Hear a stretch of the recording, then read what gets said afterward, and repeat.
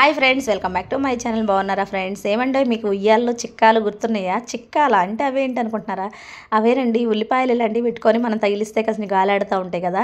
నేను ఈ చిక్కను తీసుకుందామని ఇతను అయితే పిలిచానండి. పిలిస్తే ఇతనేమో ఉయ్యాలంటున్నాడు. ఎందుకని అన్నాడు అనుకుంటున్నారు? మీ అల్లరి పిల్ల ఉయ్యాలు తీసుకో మమ్మీ అనేసిందండి. ఏమండి, నాకు ఉయ్యాలు ఏమి వద్దండి అంటే, పాప తీసుకోండి అండి, పాప బాగా ఊగిద్దండి, బాగా ఆడుకుంటుందండి అని చెబుతుంది అనమాట.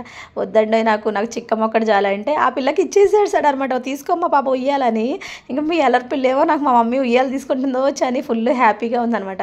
అంత లేదనమాట, మనమేమో అక్కడ ఉయ్యాలు కొనిపెట్టట్లే. ఆమెకు అది అర్థం కావట్లేదు అనమాట. మనం తీసుకునేది చిక్కం అనమాట. మీకు తెలుసా ఈ చిక్కము? దీంట్లో ఉల్లిపాయలు వేసేసి వేలాడేస్తే ఫ్రెష్గా ఉంటాయండి ఉల్లిపాయలు. మనం ఏంటంటే ఏదైనా బాక్స్లో పెట్టేసేసినా కూడా ఉల్లిపాయలు బూజు పెట్టినట్టు అయిపోతున్నాయి అనమాట. ఈ చిక్కాలు 2 రకాలు ఉన్నాయి, చిన్న సైజు పెద్ద సైజు.